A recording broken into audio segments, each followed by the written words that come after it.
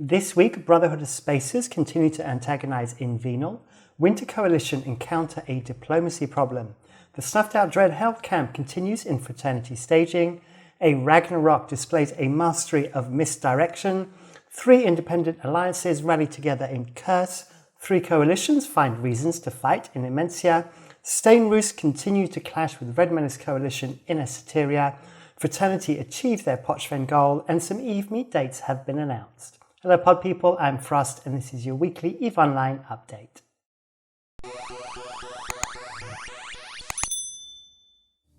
Welcome back. So let me start off by saying thank you to all of you who are watching.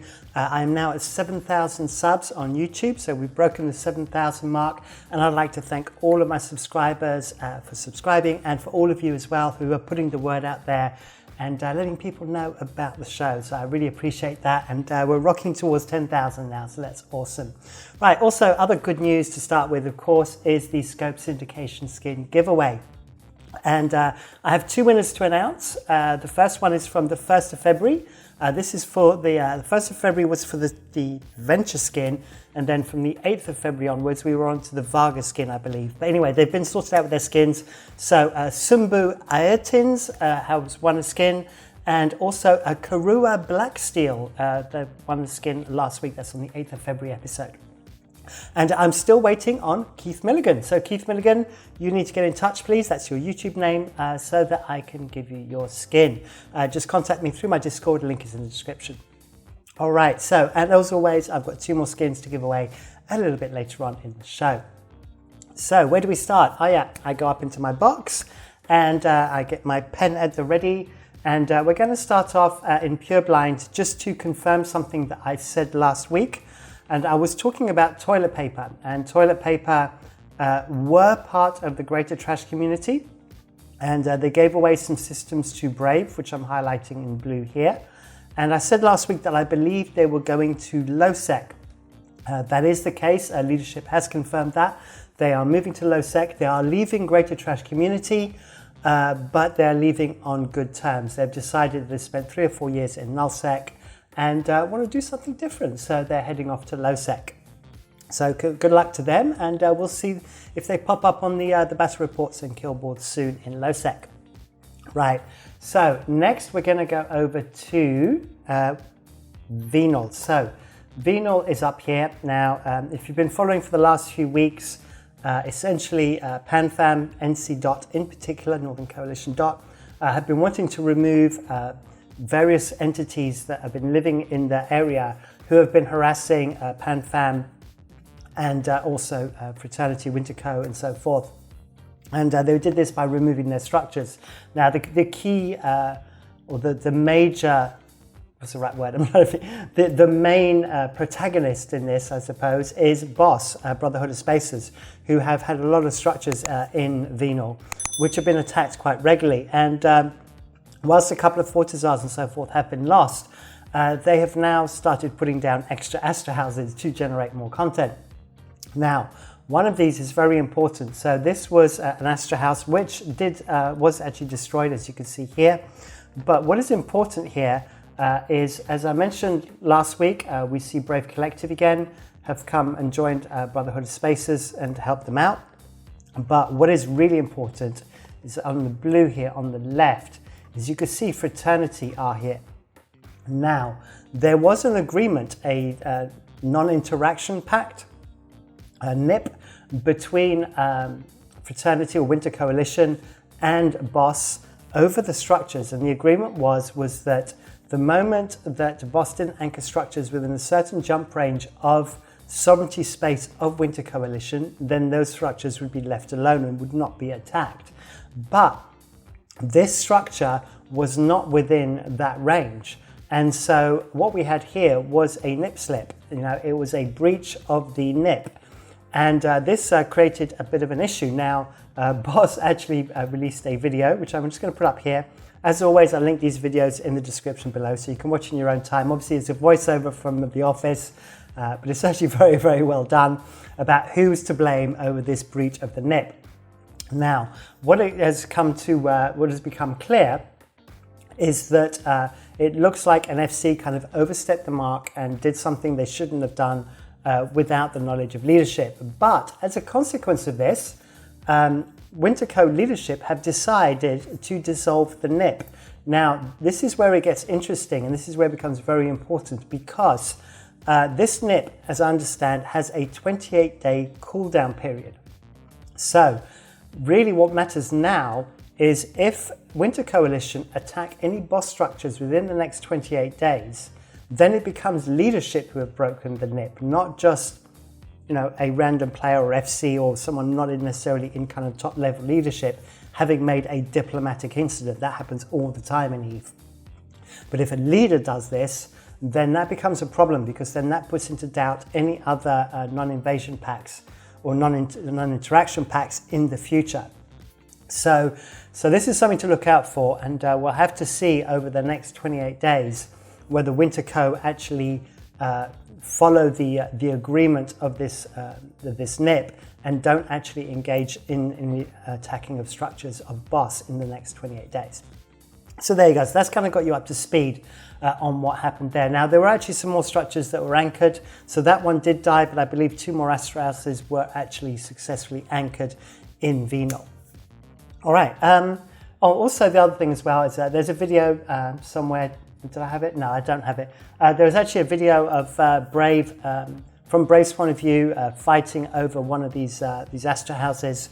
I haven't actually put it here, I'm afraid I forgot, but I will make sure that I link it in the description below, and it will be listed under H-PA29 so that you know where to find it. That's the system name in which the fight took place.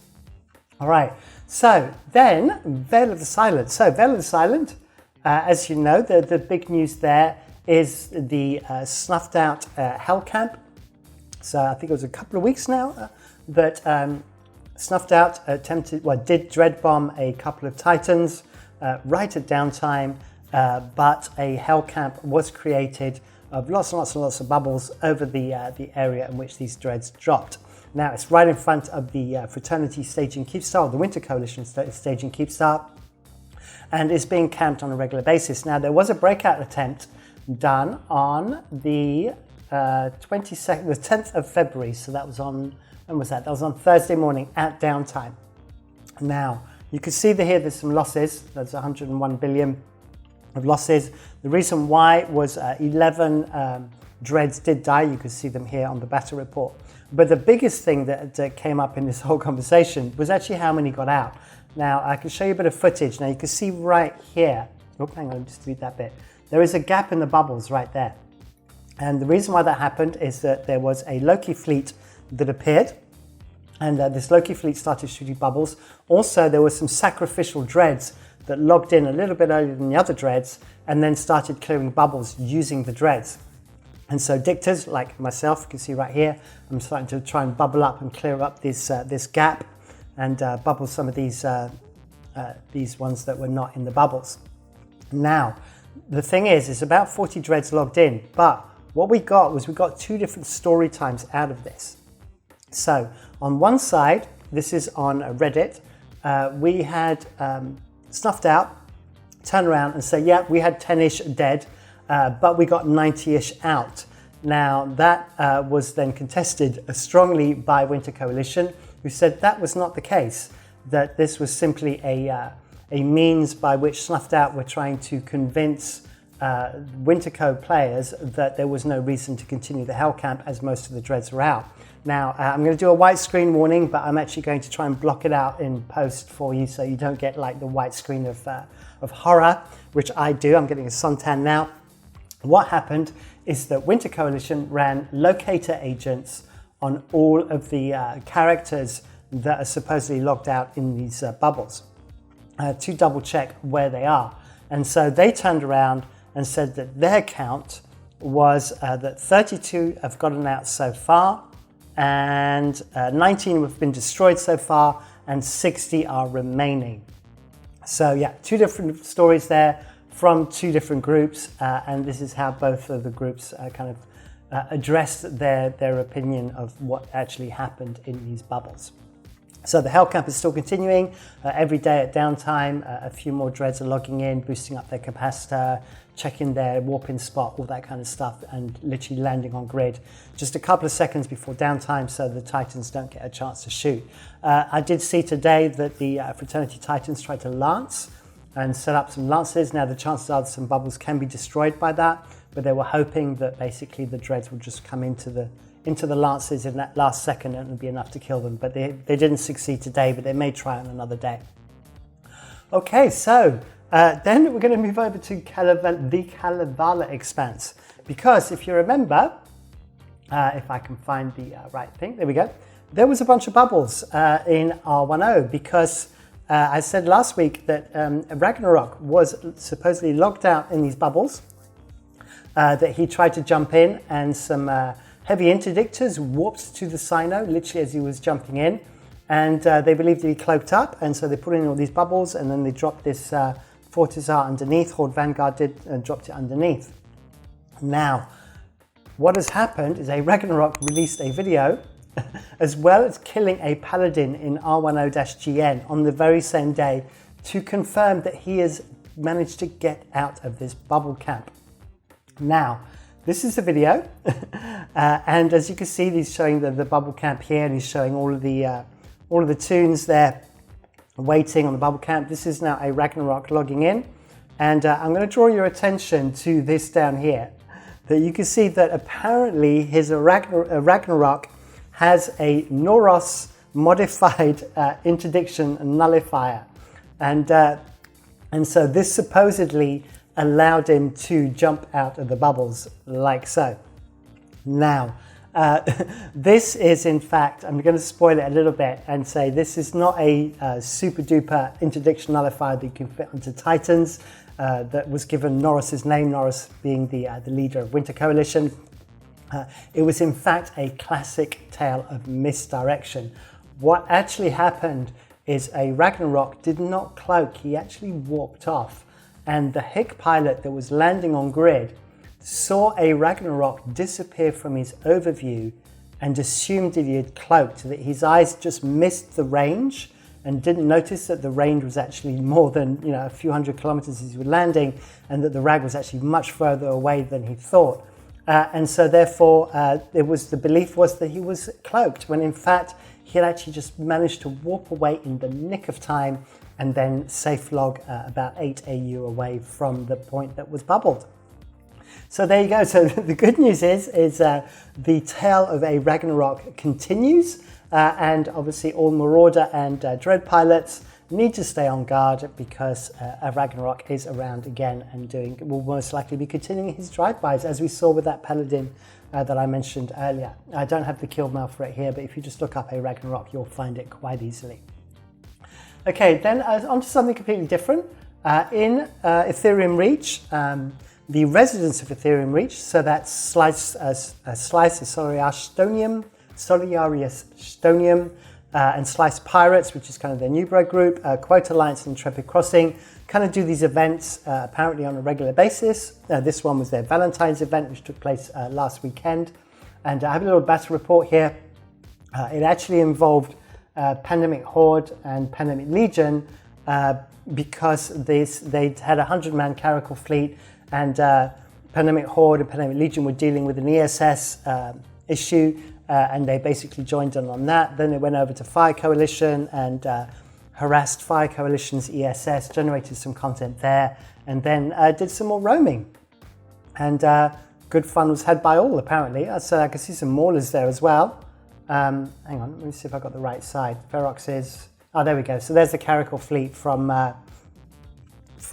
Slice and Co. and Friends, Intrepid Crossing, Quote Alliance, etc. So I just wanted to point that out, that alliances sometimes do these kind of sort of fun roams and stuff and create events. So yeah, good to see. Okay, so what am I going on to next? Okay, so just very quickly, over in high sec, low sec in, in Lone Trek, I've mentioned before that Snuffed Out have a Fortizar in Hakkinen, which was actually put into Hull, but it was never contested. It is now my understanding that Winter Coalition have now put a Keepstar in there. They seem to see Keepstars all over the place and have quite a few in low sec all around their null sec territories. And so they clearly want to keep an eye on Snuffed Out, not just in the bubbles in their home staging system, but also where they've got Fortizars as well, by dropping Keepstars in the same system.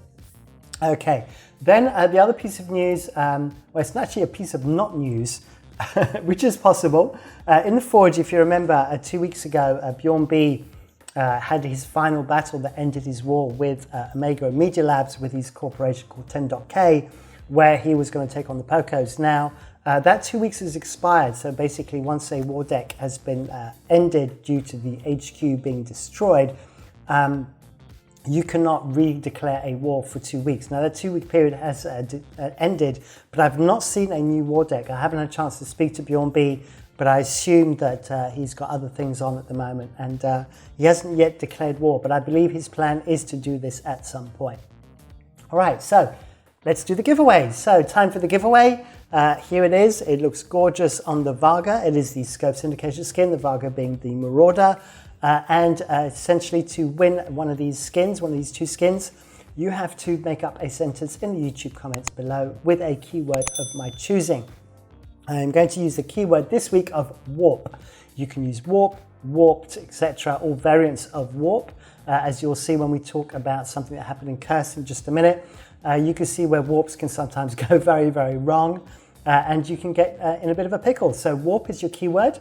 You have until 1800 UTC on Friday the 18th of February in order to enter the prize draw, and then I normally announce the winners. Normally at the moment it's kind of a Saturday evening usually. That's UTC time. So do check your Discord, YouTube comments for a reply from me, kind of end of play Saturday or otherwise on Sunday. Contact me on Discord and then I can sort out your skins for you. So good luck.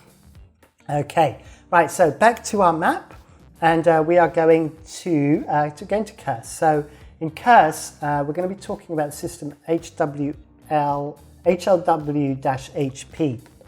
So as I've mentioned previously, Triumvirate and CVA, Caritas Veritas Alliance, have moved into Curse to generate some content for themselves, mostly harassing into Scalding Pass and harassing Fire Coalition.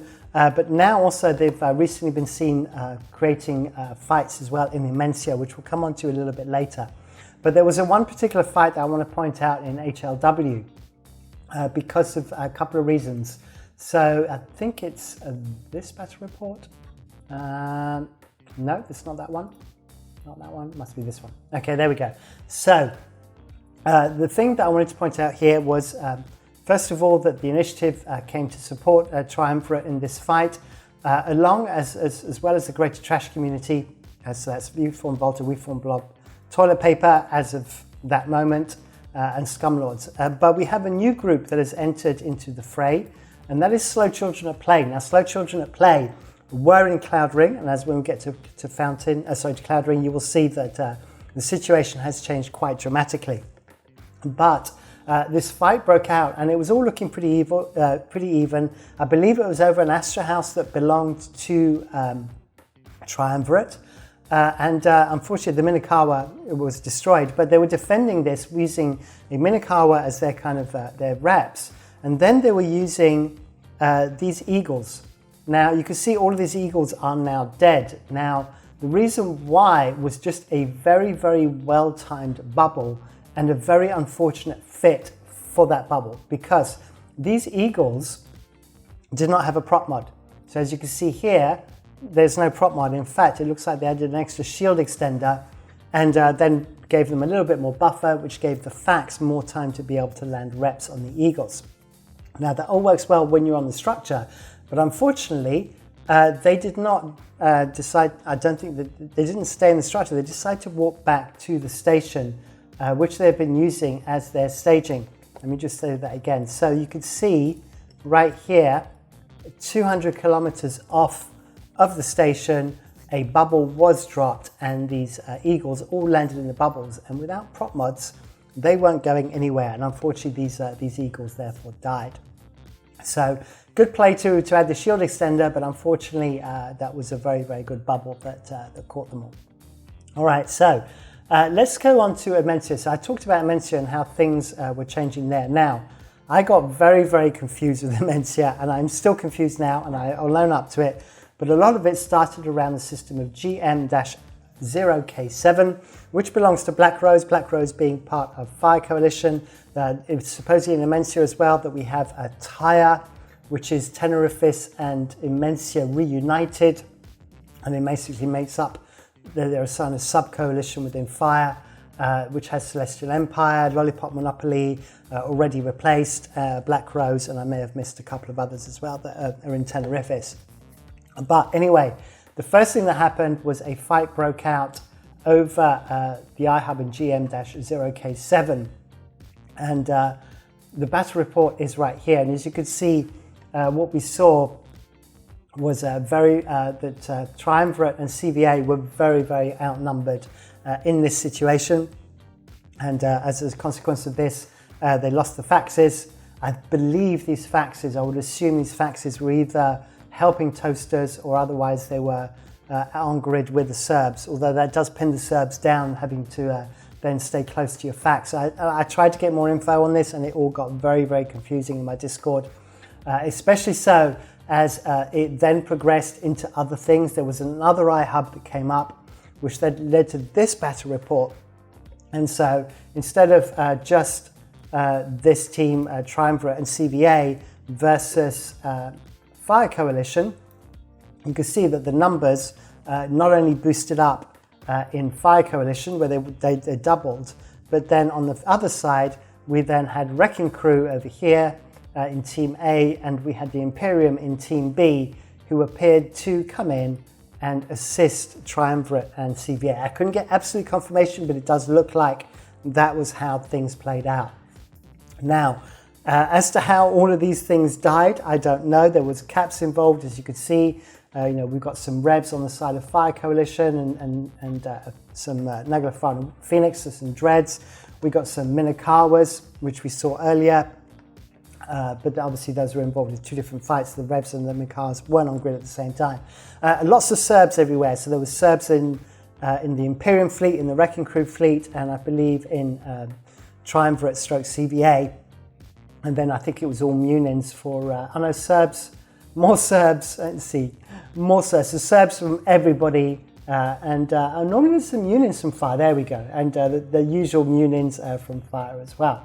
So I don't have more information to give you, except that it covered all of these systems up here. As you can see, it was a complete mess, and it all got very confusing in my Discord. And I don't know if we'll ever figure this out. But the main thing is more a case of demonstrating that a lot of these groups are finding a reason to fight in Immensia, and are trying to generate some content in the south.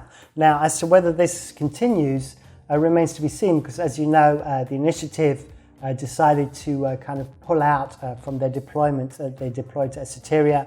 And so where we were thinking that it was all kind of settled down a little bit, especially with Red Menace Coalition kind of getting really settled in Esoteria after moving out from Impasse. Right, so talking of Esoteria, let's pop over there very quickly. So there was a fight that happened in Esoteria between two kind of very old rivals. That is Stainroos. So Stainroos are normally living in Stain, also have a little bit of presence in Catch. They have these systems here, and then there is this system right in the middle here, DTX 8-M, that has a Red Menace Coalition Keepstar in it. And Stainroos dropped a Astra House on grid.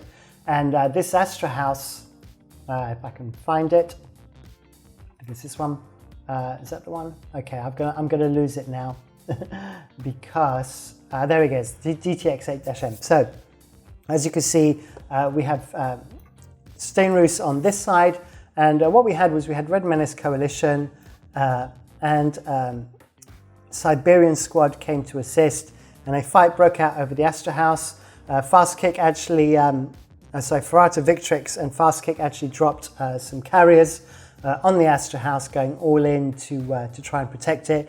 It was an armor timer, so it was actually reinforced, and I believe that comes out, I think, about the time and it comes out on Wednesday, so there's still a couple of days to go on that before the final timer, but it looks like everyone's going to show up for that, as it looks like both sides are willing to fight over this particular structure.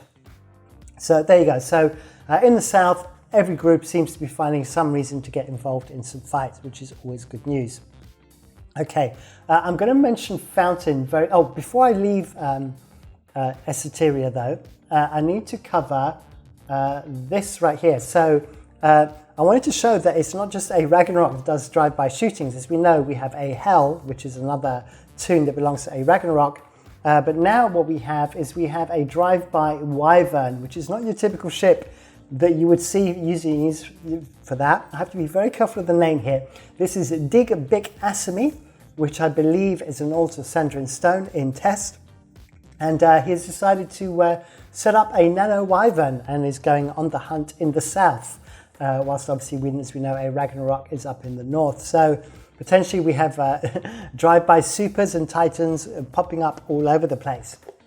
There we go. So then let's talk about Cloud Ring. So I just need to mention Cloud Ring in terms of kind of soft warfare. If you remember, we had Slow Children at play were in both of these constellations, having taken first of all the constellation in blue and then moved over and taken the second one. Then We Form Blob came in with the Great Trash community and decided that was not going to happen. And Slow Children at play were not in a position where they could contest that. From what I've actually spoken to Slow Children at play. Apparently, they're not a big group, and they have quite a few veteran players. They have a few Spectre Fleet FCs as well. Their main focus is on just getting content. They took the SOV just because it was there, no one had it, but they weren't going to sort of stick around and fight over it. And in fact, as we saw, they've now gone over to Curse and joined Try in CVA and fighting over there instead. But Shadow, on the other hand, Shadow Ultimatum seem to have managed to set themselves up there and be left alone. They seem to have some history with both Greater Trash Community in the north and the Imperium in the south, and seem to have come to some agreement where they're kind of left alone to their own devices there. But what we need to wonder about here is obviously we now have Greater Trash Community directly on a border with Imperium, and it's whether this has anything to play with this gate into Pureblind, as it does allow projection into Pureblind. So maybe this demonstrates a little bit more of integration or the Imperium Great Trash community working together. I don't know. That is pure speculation, but it is something that we're going to need to take a look at in the future and see if anything progresses from that. Okay, so then Pochven, I just need to kind of sort of close up on Pochven. So if you remember, it was all about Nalvula. Let me just bring it up on the map. Nalvula was kind of an important system for Winter Coalition, as it allowed Black Ops drops into Fraternity and Winter Coalition spaces as a whole. They wanted to remove all the rogue compelled structures. The previous week I mentioned how the Fortizars were destroyed. There was a couple of Vestra houses that were left. The main thing I wanted to show with this, more than anything, was that how determined Winter Coalition were, or Fraternity specifically, in removing these structures. They just kept throwing battleships at it. So it's literally a case of battleships with ammo. And they just kept throwing Ravens, Rocks, and Tempests at it, as you could see. Anytime anyone died, they just reshipped and just kept at it. And no matter what the cost, until these structures were destroyed. And we're now at the point where all rogue compelled structures have now been removed from Pochven. I also need to bring out a couple of bits of information here. Whilst that's playing, whilst I'm telling you about that, I'm just going to show you this short video here. This was actually from one of the Fortizars, the Armor Timer, and you can see some caps here, some Titans. We've got some nice little cinematics to start. So once again, link this in the description, and you can see the fight from Rogue Capel's point of view. But one of the things that I didn't realize was that I thought that if you had citadels in Pochven, you didn't need trig standings, Triglavian standings, in order to be able to use that clone bait. In fact, that's not the case. You have to have Triglavian standings even in an anchored structure like this. Also, don't forget now that no one else can put any more structures in Nalvula. So Fraternity have the sole remaining upwell structure now in Nalvula until it dies, basically. Also, by the way, supers and capitals and supers can't actually jump through gates as well. So those titans and capitals that you saw there, they can only ever stay in Nalvula. They can't move through any other areas of Pochven. And their only other option is to actually jump out. They can actually jump out of Pochven into low sec or into null sec and actually leave Pochven never to return. Okay, so then we're going to talk a little bit about, obviously as always, raw calls, so whaling kills, and ratting supers. So let me get up my my raw calls up here.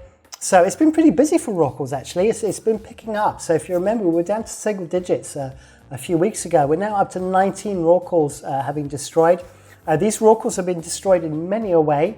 So I think this one up here was of interest. In fact, I have it listed here. Just because more than anything, it was in Outer Passage, which is way in the back of the drone lands, which is where Test Alliance are. And we could see that there is a Goon Swarm Hell, there's an Initiative Super Nix, and we formed Volta Nix all working together, and a group I don't know anything about, an alliance called Diplomatic Incidents. And so they've got some obviously some hyper, some nanos, super carriers up there that they're using to whale with. And then the other raw calls that died, there's a whole variety of stuff. If you remember before, it was primarily Kikamura fleets. I saw Black Ops there.